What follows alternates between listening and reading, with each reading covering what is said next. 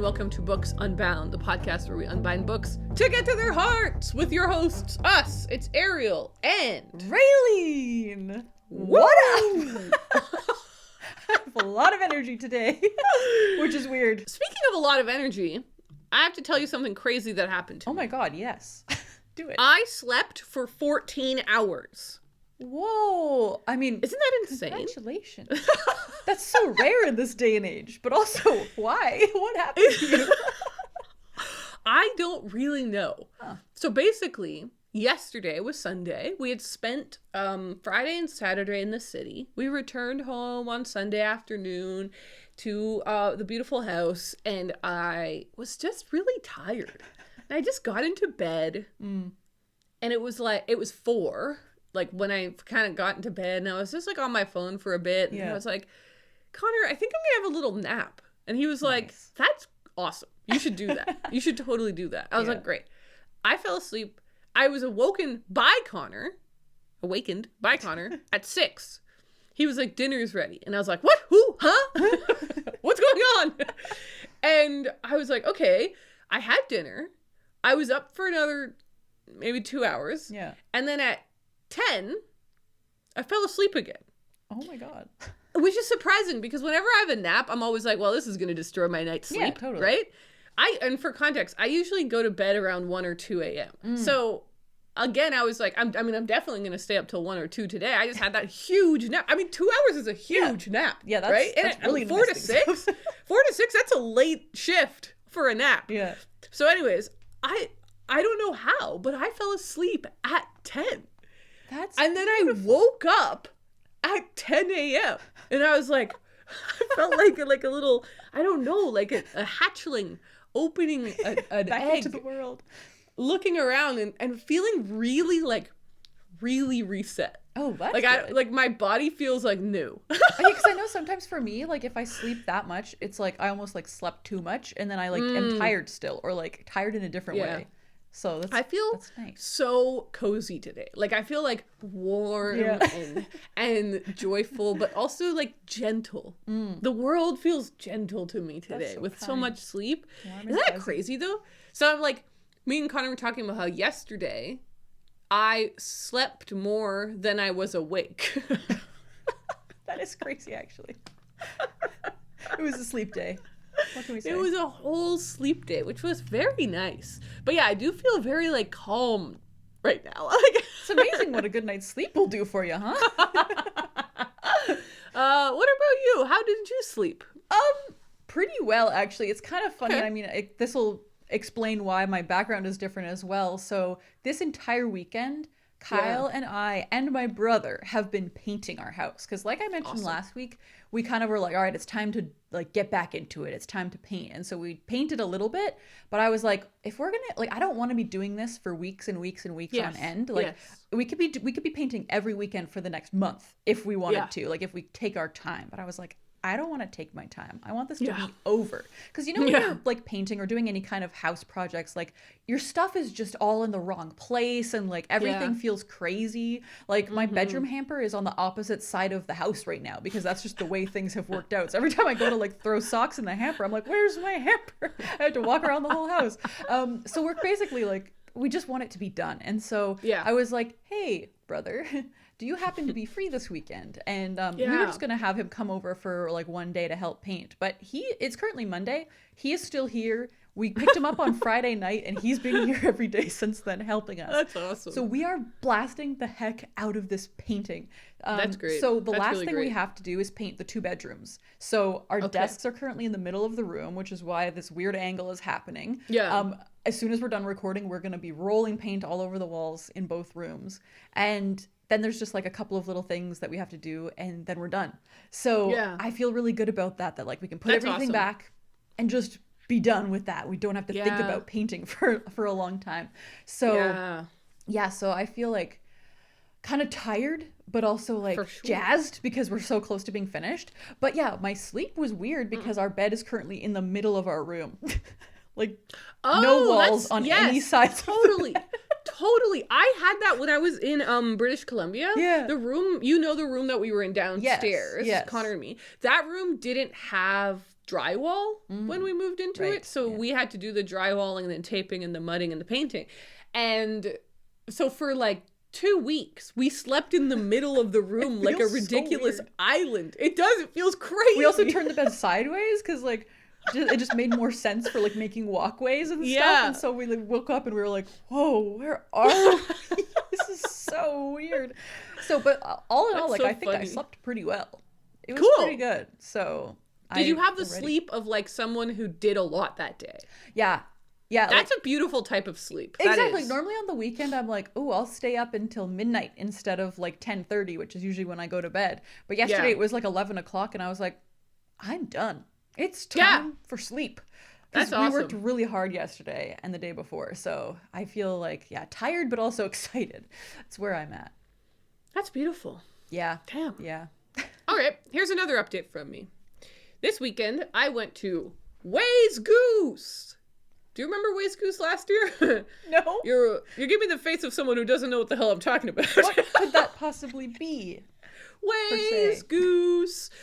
Okay, Ways Goose is the name given to a feast, a traditional feast thrown by the managers of a printing press for their employees. Oh. And traditionally, it was given around the time when they would start to have to work by candlelight because, the sun was setting earlier. And so now you're turning on the candles to keep working the presses. I see. And so it was just it's just a tradition of when the printing presses would do this celebration. Now, it's really just the name for an event thrown by a printing press. Okay. And they involve all sorts of things like an open house, artist talks, examples, and stuff like that. So I went last year to the Ways Goose, and that here is run by Gaspereau Press in Kentville. And I had such a great time last year. And then this year, it seems like it might be their last year doing it. Oh, no. And if I'm not mistaken, this is their 27th year in a row doing it, other than probably COVID, of course. But their 27th year. But basically, there's 2 guys that run it, Gary and Andrew. And Gary's retired. And Andrew's kind of like looking for a new thing in his life. So they've sold the press. And I think that I'm sure it's going to take on a really exciting, cool new life. But nobody knows if the Ways Goose is going to continue. So there was a little bit of final vibes to this one, which was exciting, but also kind of sad. It's always interesting when you discover something near the end of its life. Yeah, it's like, oh man, I missed out almost. Like, you're like, you could this have gone is so so many times if you had known. Exactly, this is so cool, and it's over now, and you're like, damn, it is a shame, but it was really, really fun, and I had a great time. I love printing presses. Okay, I'm just gonna put that out there. If anyone has a printing press, actually, I'm not kidding. If anyone has a printing press that they want to sell, that is I could drive to you from Nova Scotia. Email me, please. arielbissette@gmail.com. It's funny that you're saying that because I just recently watched the episode of Gilmore Girls where Paris brings like a printing press into their college dorm room. I forgot that. So yes. you're giving Paris right now a little bit. What printing press is it? Printing Press Paris Gilmore Girls. It was like probably a newspaper one because Oh, wow. It's huge. It's like a really old style one. Yeah. That's awesome. Oh, man. Yeah. That's who I want to be, really. That's what I want in my That's life. fair. I'll be the Rory to your Paris. No problem. I've been thinking a lot about this, and last year when I went to the Ways Goose, I was like, that's it. I'm becoming a printer. All I want to do is print. Yeah. And now I'm like, hold on. That's not my life's passion, but I would love to do it as a hobby. And so I would be very happy to build a shed, put a printing press in it, and then have that as a hobby that I do. And who knows what would come of that. But anyways, if you have a printing press, let me know. That would be great. And I also went to a new bookshop. Oh. A new bookshop opened there since the last year that I went. It's called Open Secrets, and it's attached to a coffee shop, which is very cute. Always nice. Always nice. They were set up for a an author event, so it was like a little bit different than what it's normally set up to be, but it was a very cute little bookshop, and it's cool that there's now 2 bookshops in Kentville. So there's the Curious Cat and Open Secrets. Oh, nice. Yeah, it was very, very nice, and it does feel a little empty right now. There isn't that many books, but it's just classic, like, it's a new used bookshop. Oh, nice. And so they have to build up their stock, right? So it just takes the time that it takes. But I'm like excited to go again in a couple of years and see how much it's grown and stuff. So that was cool. Knocked out another one, and I bought. Actually, didn't buy any books there. Oh. But I bought books at the other bookshop. Okay. And I have some other books from the last few weeks to talk about. So. Yeah, we do have a book haul coming in this episode. We do. But we do. We also went to Halloween parties. I'll start. I'll go first. We did. It's so because true. mine was so funny, and it was kind of like thrown together last minute a little bit because of all the painting and stuff. I kind of like forgot to plan a costume, so it was a Twilight themed party, and it was with my friend hosted it at her apartment, and she and I like love Twilight. Like she's my Twilight friend. She also loves Shrek. She's my Shrek and Twilight friend. She's the one I went to the Shrek musical with, all that jazz. So she's always down for like a weird time. So she was like, let's just like have a little Twilight party where we watch the first movie and everybody gets dressed up and it'll be lots of fun.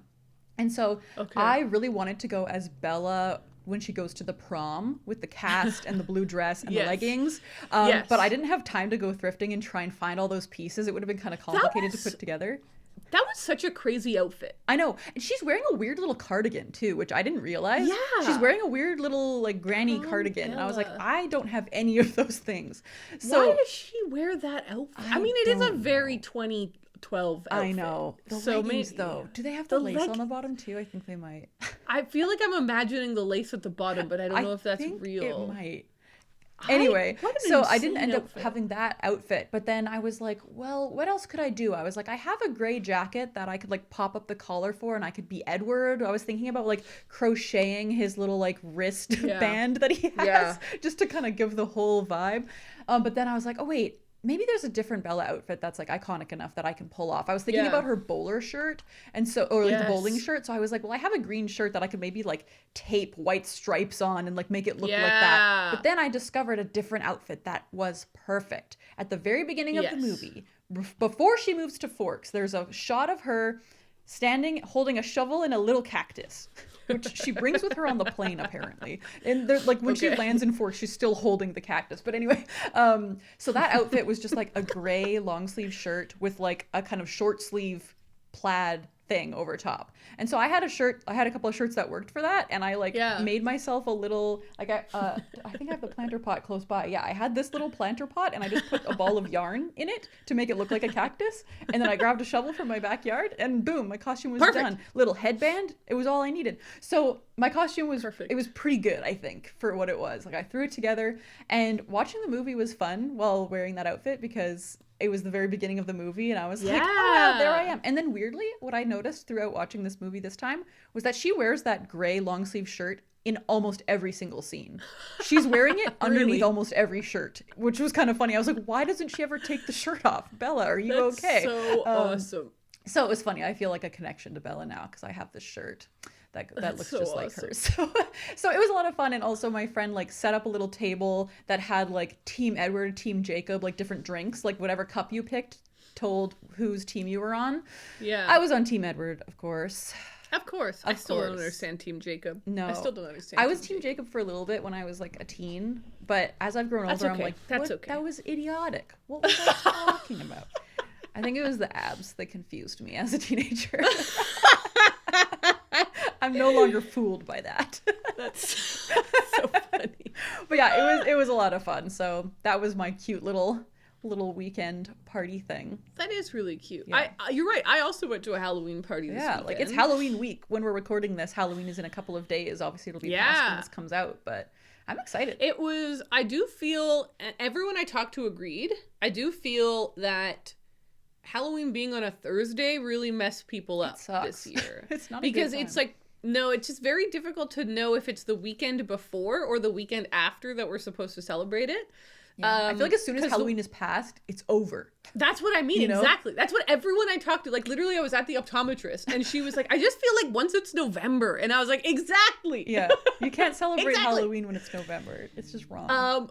No, exactly. So I, like the weekend before, it's still October, but it was early. Like on Saturday was October 26th. Ooh. That's like really far away from Halloween. It's almost as far as you can get. Yeah.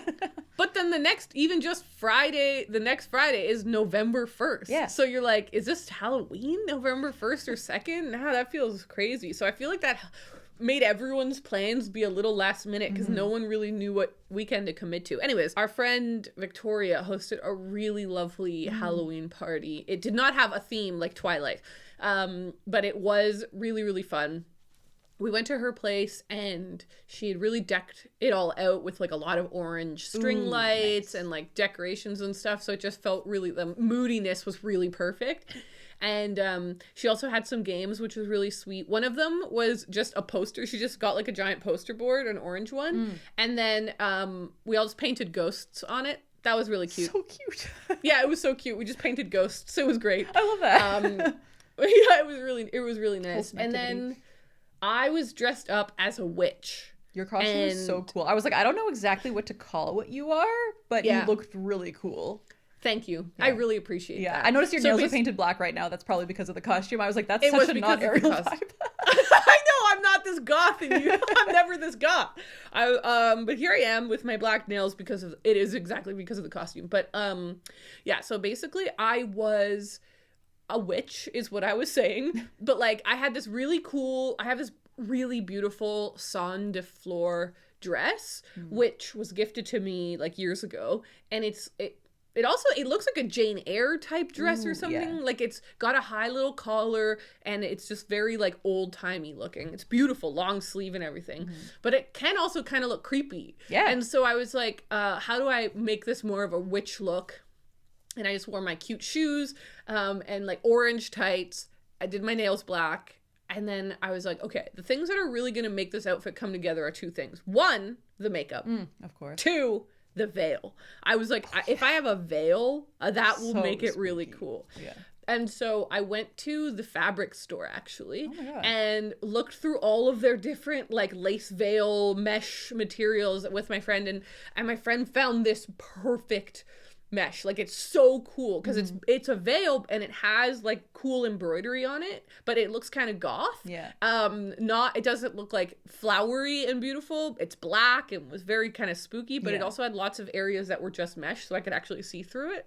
Amazing. And then I did a lot of makeup with eyeliner. I did like a really dramatic like the eyeliner was coming down my face. I drew a moon on my forehead. Yeah, you looked so cool and spooky. It's fun actually because in the next couple of weeks, I'm not sure what day, but my friends and I are going to be celebrating Samhain, which is like the Sabbath version of Halloween.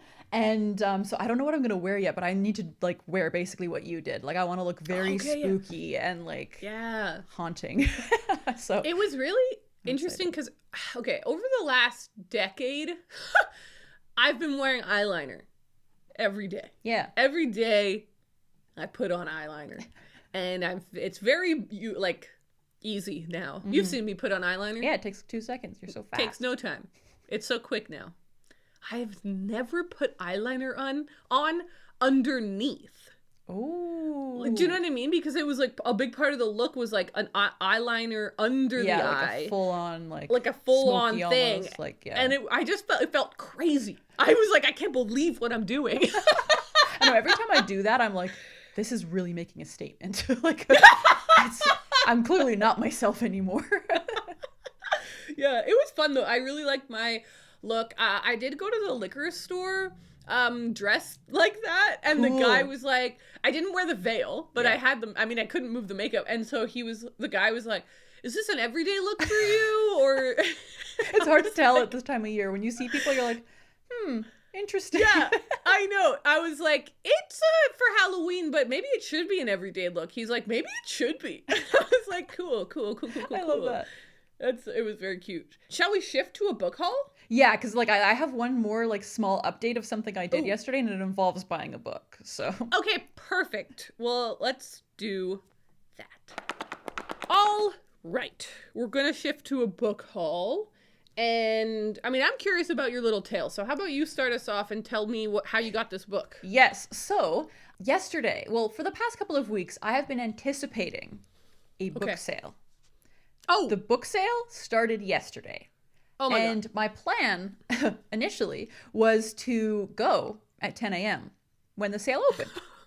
But then we kind of went into this crazy tumultuous painting weekend, and I kind of like put it on the back burner. I was like, you know what? Right. I care more about getting the painting done fast than I do about going to the book sale like first thing. It's going to be open for a whole week, so I can easily just go another day. As hard as that was for me to admit to myself, I was like, I don't have to go at opening, you know, I can just go the next day. It'll be fine. And so I was like, it's fine. It's okay. I just won't go today. And so we spent the whole day painting. And we kind of like really tuckered ourselves out. Like we worked really, really hard, and it was like 3:00. And I was like, guys, we kind of like, we just like put putty on the walls. Like there's nothing else we can really do right now. Why don't we all just take a break for like 2 hours? And like, if we come back and paint, like do more work later, that's cool. But like, I think we deserve a solid break. And so my brother was like, oh yeah, I can like go for a walk. And Kyle was like, yeah, I want to go on my computer for a bit. So it was all great. So I was like, sick. I'm gonna go see ya to the book sale.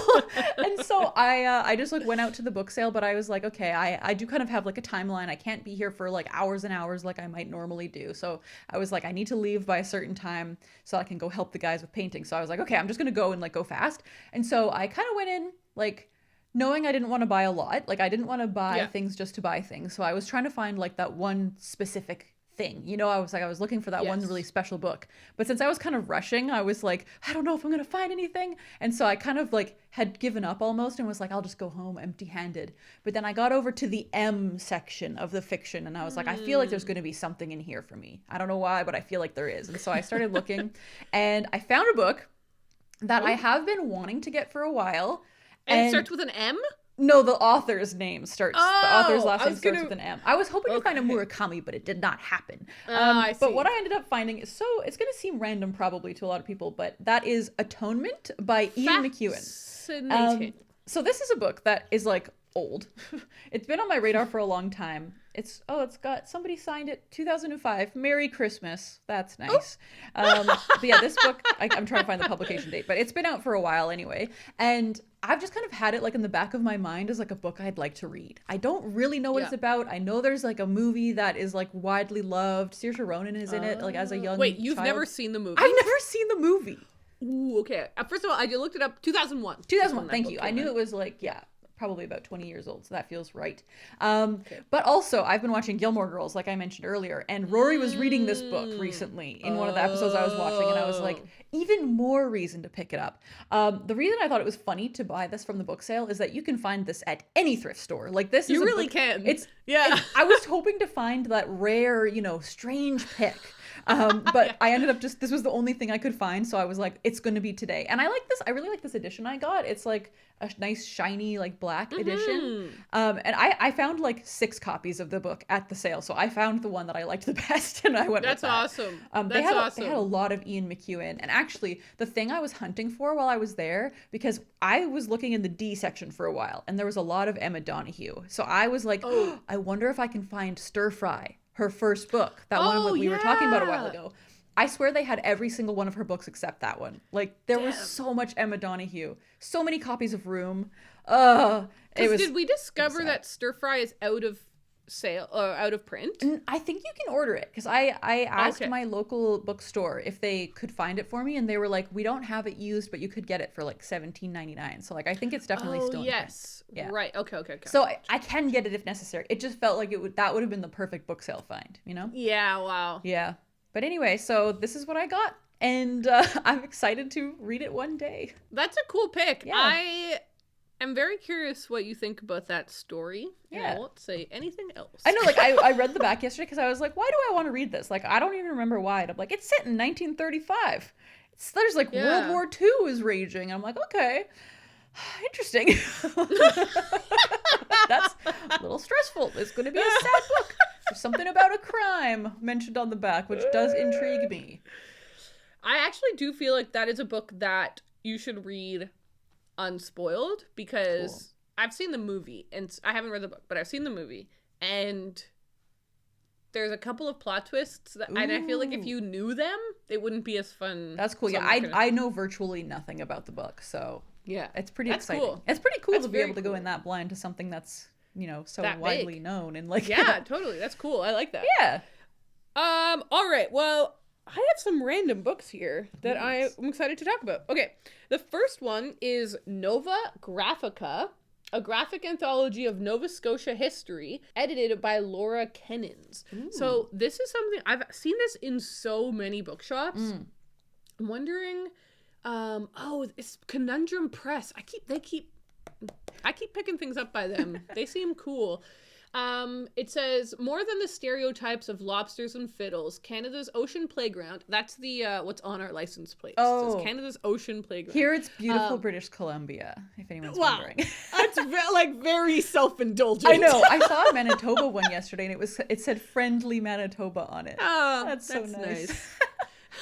BC's like, we're beautiful, and we know It's just the most beautiful, and that's all there is to it. So. Canada's Ocean Playground. I think it's a pretty silly one. It is very silly. Of Nova Scotia boasts a vibrant history of ghost stories, folklore, industry, politics, and vibrant Black, Indigenous, LGBTQ, and immigrant communities.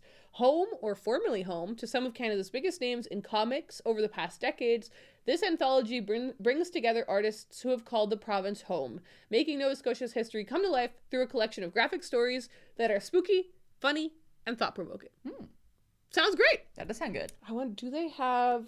Oh, they don't have Kate Beaton, who is obviously Nova Scotian. That would have been very cool. That would have been but sick.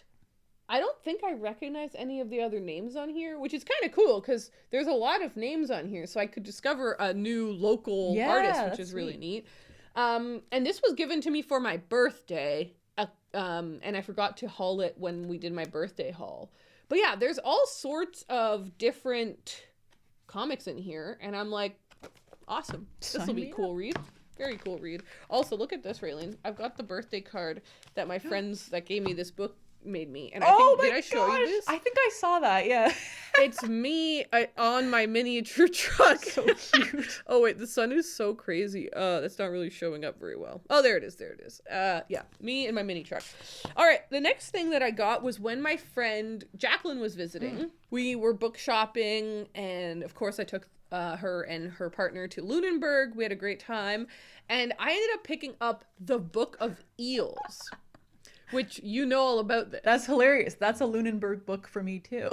Exactly. You didn't buy this one, No, right? but we looked at it for a while. Yes. Okay, so this was at Block Shop Books, and while we were there, the bookshop clerk was telling us that they had gotten this book in because somebody had come in and they were like, do you have the Book of Eels? Yeah. And they were like, no. And they were like, you should get it. I really want to read it. It sounds amazing. And they looked it up and they thought that it sounded really cool. So they got a couple in stock. And I saw it then. Yeah. And I thought, this does sound pretty cool.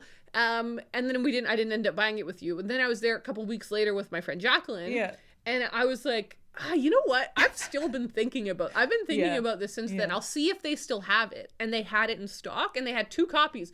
And so Jacqueline and I both got a copy. Oh my God, which that's is perfect. Really, yeah, so cute. It says, scientists and philosophers have for centuries been obsessed with the eel question. Where do eels come from? Are they fish or some kind of other creature altogether? Even today, in an age of advanced scientists, no one has ever seen eels mating or giving birth, which that's really scary. Is so strange. Like, I didn't know that. Eels are pretty common. Like, it's not like a strange random creature. It's like a pretty normal thing. They do seem like they're aliens, though. When you hear something like that, it's like, totally. Are they from Earth? Totally. Like, we still don't understand what drives them, after living for decades in fresh water, to swim great distances back to the ocean at the end of their lives. Whoa. There's like all of these bizarre mysteries. They're weird.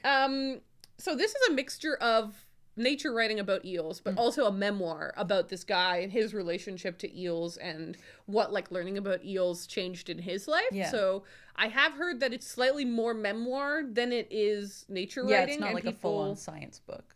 Yes. But I think it sounds and looks really cool, and I wanted to give it a try. Okay. The other book that I got, well, I've got 3 more to talk about. What am I talking about? I know what happened to me. Whoa. They've kind of just been piling up around here. Okay, while I was in Kentville, I got this one.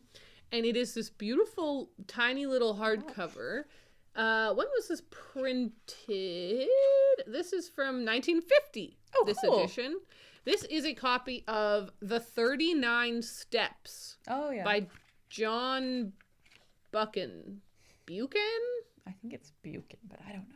Buchanan is from Gatsby, so maybe it's Buchan. Yeah, let's go with that. Yeah, let's go with that. We've got a beautiful illustration of the man here. Do you know anything about this? Because I just have not the name. Really. I remember hearing the title, working in a bookstore, but I don't actually know what that one is about. I don't really know what it's about either. And when I looked it up, because I wanted to see some more information about it, because maybe at some point this had a dust jacket, but it does not anymore. And I got it for $4.99, you guys. So it was quite the deal. When I was looking for information about it, there wasn't any. And so I in this book. And so I was like, okay, cool. I want to look this up and see. And I saw that there's a movie by Alfred Hitchcock and there's other and I was like, okay, you know what? I don't want to actually look up anything else. It's such a short little book, a little classic. I just want to get it. And I also bought it based on this first paragraph. So I have to read you this first paragraph. Chapter 1. I returned from the city about 3 o'clock on that May afternoon, pretty well disgusted with life. I had been 3 months in the old country and was fed up with it. If anyone had told me a year ago that I would have been feeling like that, I should have laughed at him. But there was the fact.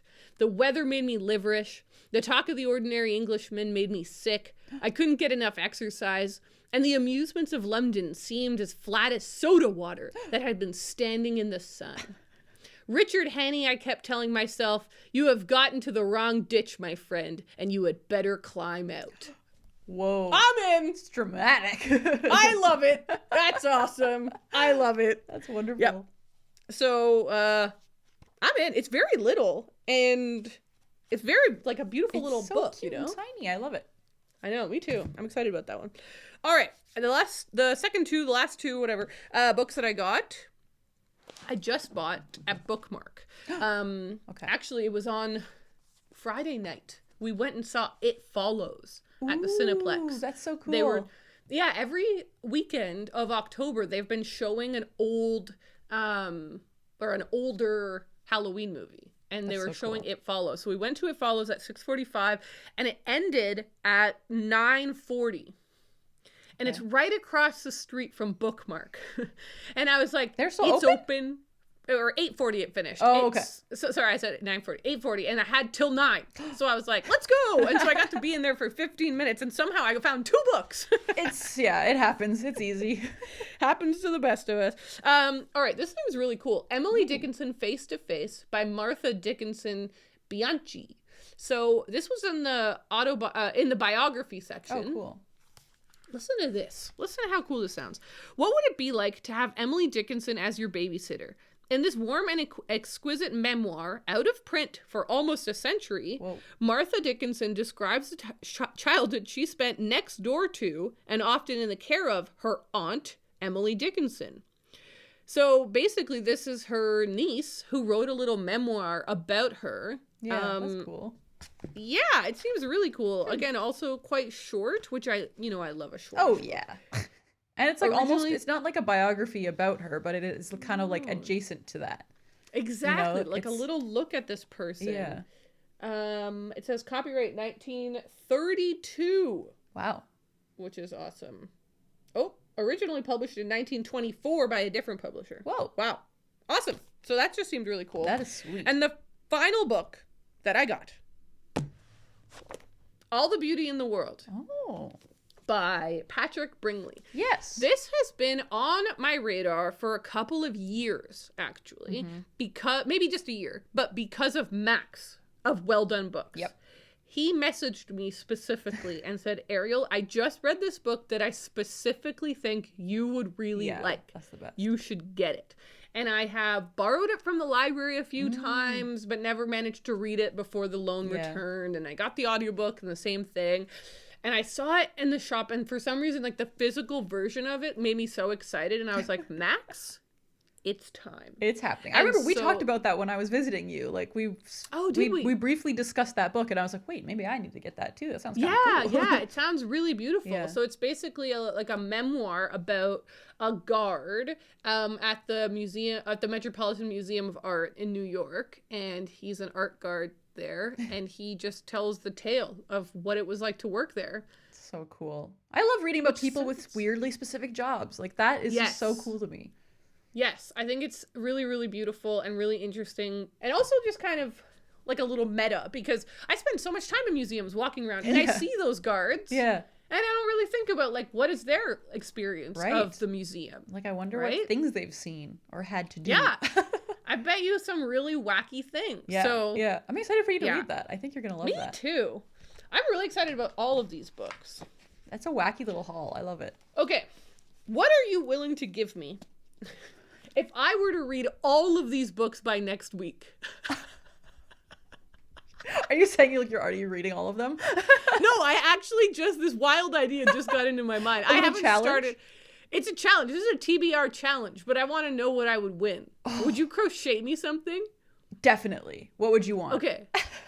Oh, I don't know what's reasonable because I don't know anything about crochet, so I don't know like what something has to be a size for it to not. I don't want to ask you to do something that's going to take you 6 weeks. Yeah, but, I like, mean, most things, like, say you wanted a set of coasters. I could probably do that in, like, under 2 hours for okay, context. so that's pretty easy. Yeah, that's pretty easy. Okay, I really want a set of coasters then. Okay. I'd be willing to try and read all of these books for a set of Raylene custom coasters. I can make, okay, if you read all 5 of those, I'll make you 2 sets of coasters. Woo! All right. I bet you I won't. I know, Let's that's see what what I'm the like, hell I feel like happens. it's probably not going to happen, so I feel okay saying that. That's like a lot Let's of go. books to read in 1 week. Yeah, and they're not tiny. No, you know? they're not tiny. I'd be really impressed, though, if you do it. God. I'd be really proud Okay, of you. CJ, play the TBR challenge song one more time.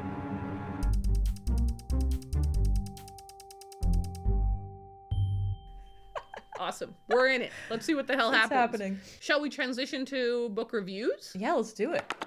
All right, Raylene, tell me about what you finished this week.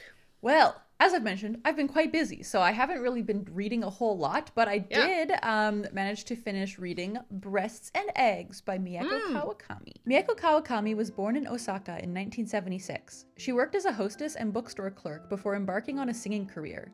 In 2006, she quit her music career to focus on writing, and she now has a number of best-selling books that have been translated to English.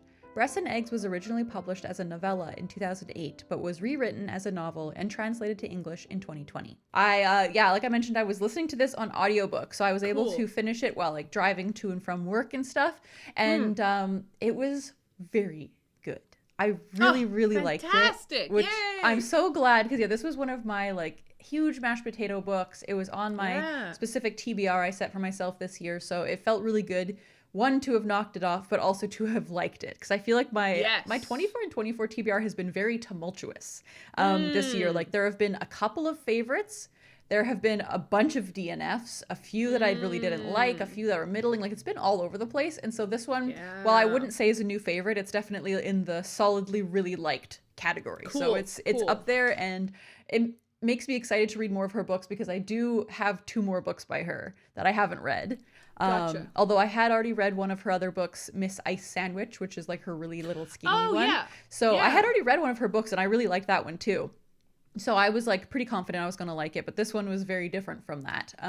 So this one, as you know, like you started reading this book once. Yeah. I don't know how much of it you read, but for those who don't know what the book is basically about, there's this woman named Natsuko, and she, at the beginning of the book, and this is the part that's kind of based on the novella that it was originally like kind of written of. Like this is a completely different from the novella apparently, but she wrote that. So the book is kind of in 2 parts, and the first part is Natsuko being visited by her sister and her sister's daughter, so her niece. So they're coming out to visit her in Tokyo. She is originally from Osaka, and that's where they live, and so she now lives in Tokyo, and she's kind of a struggling writer. She wants to be a novelist, and it's not really working out for her. And so at the beginning of the book, her sister and her niece come out and visit, and the purpose of the trip is kind of because her sister wants to get her breasts augmented.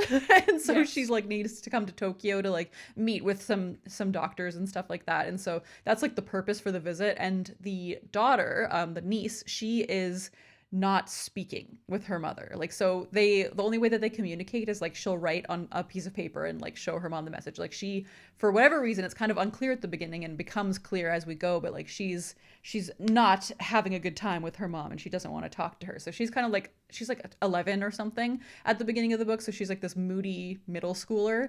And what's cool though about the beginning of the book too is that like the whole thing is told from the perspective of Natsuko, but there will be little journal entries from the niece where she's talking about like, oh, this is what's going on with my life right now. And she's kind of just, like I said, like very moody. She actually, especially listening to the audiobook, she reminded me of Violet from The Incredibles.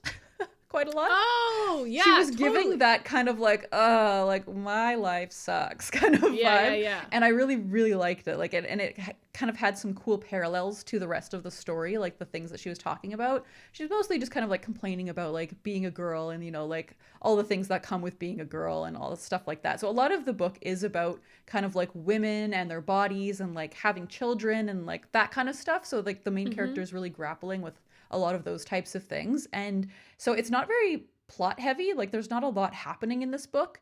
It's mostly just like about her thinking about things and like talking to other characters about these topics and stuff. So it's one of those cases where I'm like, it could have really not worked for me because I really like plot. I'm a plot person, but I really enjoyed this one because it was very like meditative and like it worked really well on audio because I felt like she was just talking to me, which was really nice. So I really enjoyed it, and I highly recommend the audiobook.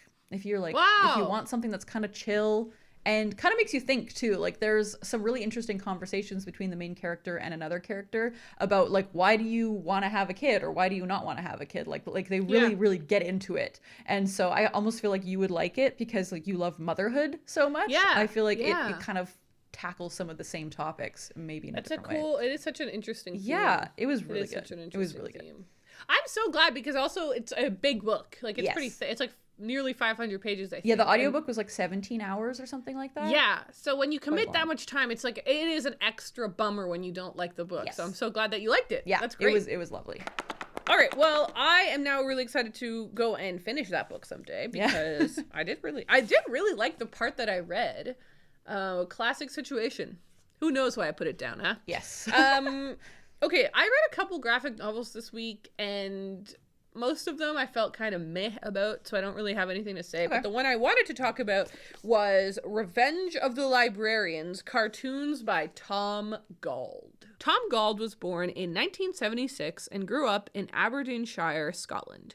He is a cartoonist and illustrator. His work is published in The Guardian, The New Yorker, and New Scientist. He lives in London with his family. So I wanted to talk about this one because I had a long time ago talked about Moon Cop by Tom Gauld. I was wondering why he looked familiar. Like the art looked familiar. Yes. Yeah. So he did Moon Cop, and I love Moon Cop. Yeah. You sure do. I love that book. My dad loves that book. I just think it's such a beautiful book. Actually, we have 3 copies of that book in this house because early on in dating Connor, I gave him a copy too, and now we're living together, gonna get married, so that book's in here too. Now I have 3 copies of that book, which is funny. But yeah, I actually bought this book for my dad ages ago. This is his copy, and he read it and he really enjoyed it and he was like, you should read it. And so it's been in my room, like in my office ever since. And I was like, it's finally time to read that one. Yeah. And it was really, really fun. It's really, really cute. Nice. And I super recommend it to everyone who loves books. Like if you really love books and things about books, I think this is such a great comic collection. Yeah. So it is a series of comics. Okay. None of them are related. They're all independent comics. So they're mostly 4 panels, nice. Like kind of a vibe where you get a spread, and it's a comic in and of itself. And then the next page is a completely different comic. Cool. That's awesome. they're all jokes about classic literature. Ooh. Or about the publishing industry, or about being a book lover. Yeah. And so it'll be like jokes about buying lots of books, or jokes about bookshops, or jokes about trying to get your book published. Or like I said, like a lot of jokes about classic authors and classic books. And it's just very, very bookish. So bookish in a really joyful way. A lot of them made me laugh out loud, and a lot of them like made me like run over to Connor and be like, read this one. Oh, that's so fun. So yeah, it was really great. I didn't like it as much as Moon Cop, and that's simply because I love a fleshed out story, and Moon Cop is an entire graphic novel about some character. So you get a whole tale, whereas these are like a lot shorter, but it was great. Yeah, I feel like books like that are like easier to kind of just like pop into and like read a couple here and there and then put it down. It's not really something that is as enjoyable to read like front to back. Exactly. Yeah, and I read it in a sitting, which was really fun, but it was also like I was gonna say it's a lot like vertical video where you're just flipping and you're starting to like lose control of what's going on. Yeah, it is a little bit like that. All right, well, because you just finished that book, if I have it correct, you don't know what you're currently reading next. Yeah, I have nothing on the go, nothing planned yet. Well, I am in the middle of reading People from My Neighborhood by Hiromi Kawakami. Now, I'm trying to remember. Did you just read this or did you just buy this? I read that one last year or the year before. I can't remember. I bought it because of you. Like, I think I bought you that copy. I think, didn't I? Did you? I think I did. And then I bought it for myself like a year or two later. But yours isn't mini, right? No, mine's not mini. That's so confusing. I don't know. I don't really know what happened. I probably sent it to you from Book Depository before they shut down. The good old days. Yeah. Yep. Okay, well, it says copyright 2016, English translation copyright by Ted Goosen, 2020. Yeah. So this book is from 2020. Wow. Time sure does fly. I know. I'm not that far into it, but it didn't take me long to get how deep into it I am. Because it's if that makes sense. Yeah, because it's so quick. Yeah. Yeah. These stories are... Well, let me read you what it says here so that I don't get it wrong. In Kawakami's super short Palm of the Hand stories... Oh, it doesn't explain what Palm of the Hand stories are. That's weird. Let me look it up because it's actually so cool. Yeah. Palm of the Hand stories. Let's see if on my first... Yes, thank God there's a Wikipedia page for it. Thank you. Palm of the Hand stories is the name Japanese author Yasunari Kawabata gave to 146 short stories he wrote during his long career. Ah, interesting. So that was the original one. But it's kind of now become like a thing that people call these very tiny short stories, like microfiction. Yeah, basically. Like the stories are kind of like just a few pages long each, right? Yeah, well, most of them are like 2. Yeah, so like literally 1-2 page long. So it's like short chapters, but they're all separate stories. Yeah, and so it's very, very easy to fly through.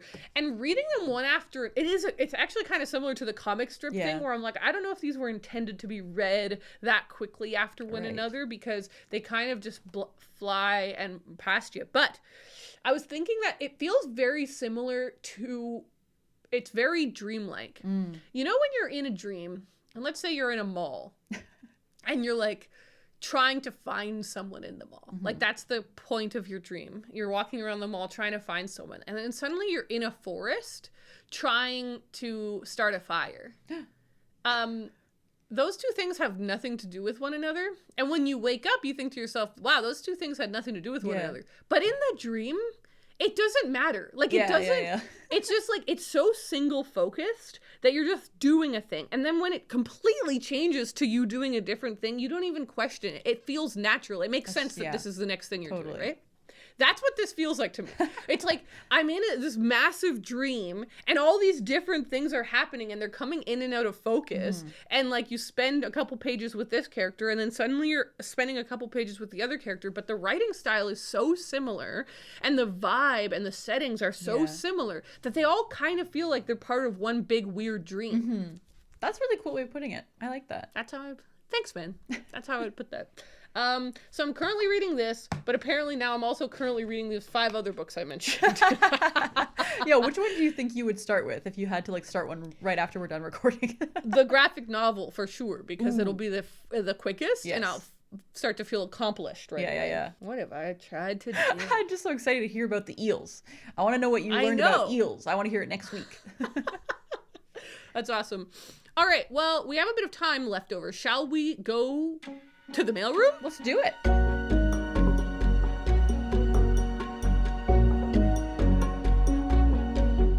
So it's been a while since we've been at the mailroom. And so when I went to go look through YouTube comments, there's so much that we've missed because we've been doing kind of special episodes for a while. So I'm going to have a lot to pick from these coming weeks. Should I get started or what do you think? I mean, yeah, I kind of picked from all over the place. Like I pulled some of these comments like 2 weeks ago. Some of them are from a week ago. So like they're just kind of random. So I'll just jump in. What the heck? Go for it. Okay, so these are all from Discord and Patreon. So the first one is from Deborah, who says, this is from a few weeks ago, like I said. She says, this was such a great update. Ariel, where did you get your Jane Austen costume? Ooh, which I thought was a great question. Yeah, I actually got it at the market there. So there's like a Jane Austen market the day of. It was in fact a giant disaster. I ordered a custom dress on Etsy. Oh my gosh. I sent my measurements. I picked up the fabric. It was a whole ordeal. Yeah. The dress arrived the day after I left for England. It did not arrive. It was actually a massive disaster because you can't go to the events unless you're dressed Regency. So I was like in the first group of people that went to the market. Like there's like a lineup and I was there ready. You're like, I have to go. I was like, I don't know how many people are going to be selling full-on dresses. Like I knew that they would be selling hats and bonnets and ribbons and stuff, but I didn't know if anyone would be selling dresses and if there would be multiple people and if any of those dresses would fit me. Right? And so I was just like, it was actually so stressful. I was there right when it opened. It opened at 3. I got let in at like 3:02. Yeah. And I was just like, beelined it I saw the woman selling dresses and I didn't even clue in to anything else in this haul and I just went right to the woman with the dresses and I started flipping and I found 2 that looked like they could fit. In the corner of these old assembly rooms was one of those like screens, you know, like a foldable screen. Oh my god. I just had to get naked behind this screen, like not actually naked, but you know, and then like and you could totally see through it. But I was like, it doesn't matter. I need this dress. Like, and so I quickly put on the first dress and it did not fit. Oh God.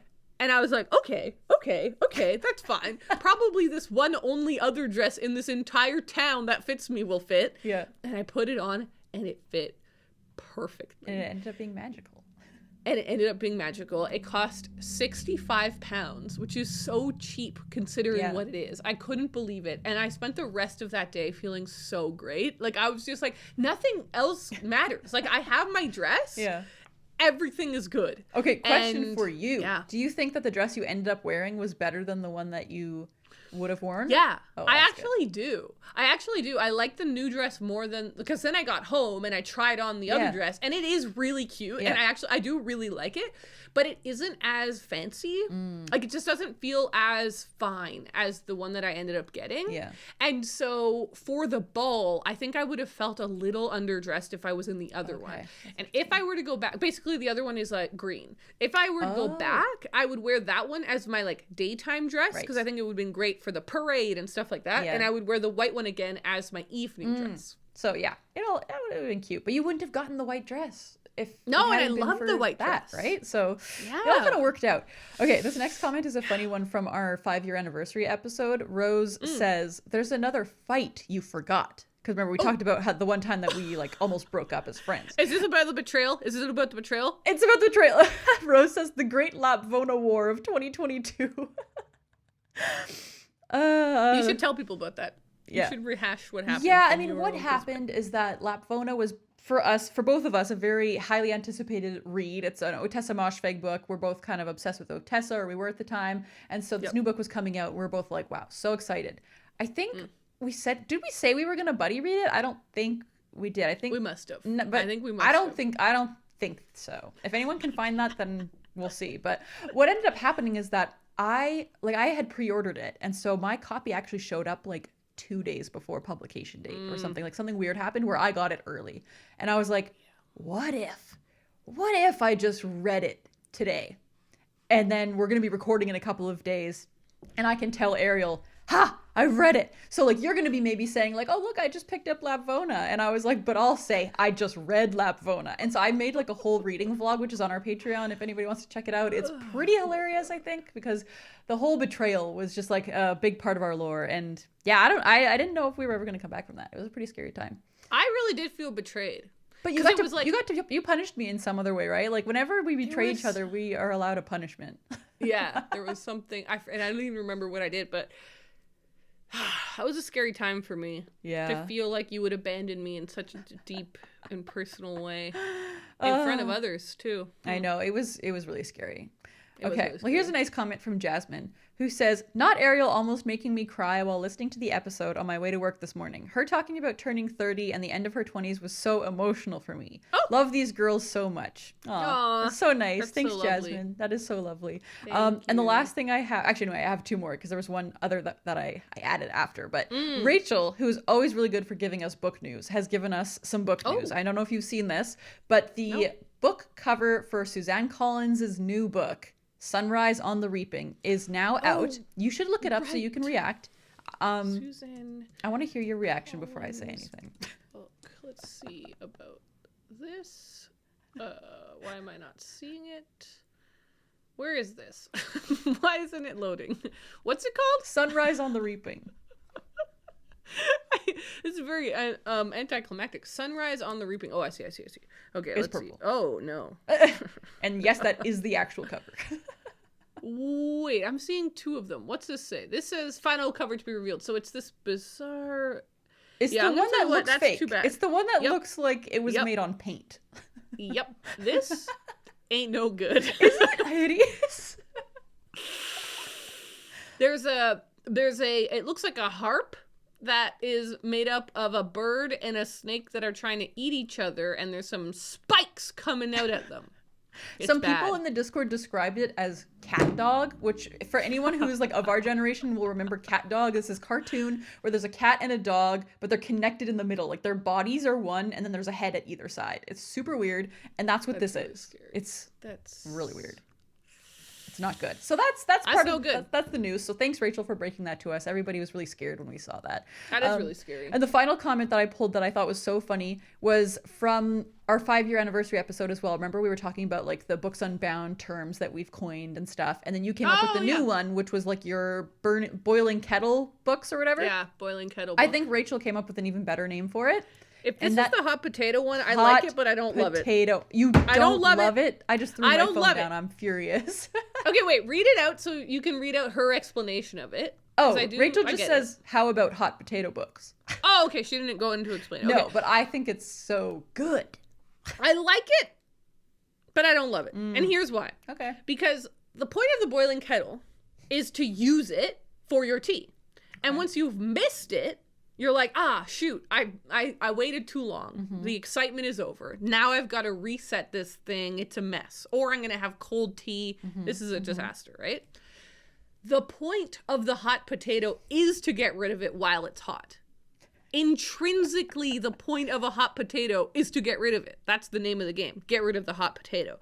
I was thinking about eating a hot potato. Like you want. I was gonna say you don't want to eat a hot potato while it's too hot. You actually want it to be like room temp, like perfect temp before you eat it. And so I'm like, so in both ways, it's not actually what the hot potato book would be. I guess I just think the name is a little catchier. The name's catchy. I think it's worth overlooking some of those little minute details for the name. I don't know. The boiling kettle name is exactly what it says on the tin. I don't know. It's a little clunky. A little wordy. It's a little wordy. Yeah. Well, maybe the people should vote. We should put it. Yeah, the people should vote. The people should vote. Let us know in the comments what you think. All right. Well, I also just grabbed a bunch of random comments from all of our different episodes in the last while. We got this really love one from Anna Julia. It says, I cannot explain just how much this podcast means to me. It keeps me excited for reading, even while working in college keeps me so busy. And it inspires me to start a podcast with my friend too. We are in the planning stages, but fingers crossed we will get it ready soon. And I just love that. We got so many beautiful comments like on our anniversary episode. So I wanted to highlight a couple. Somebody said, Dawn Wendelin said, "Happy anniversary. I just realized how long I've been watching this podcast. I found it just before the shutdown of the pandemic, early 2020, which means it was early in the podcast, and I have enjoyed every one." Aww. Which is so nice. Yes, and this person, so maybe we're looking at different ones, because this person says, "I have a suggestion for the feel like you have to read a book ASAP, sticking to the potato theme. What about a hot potato?"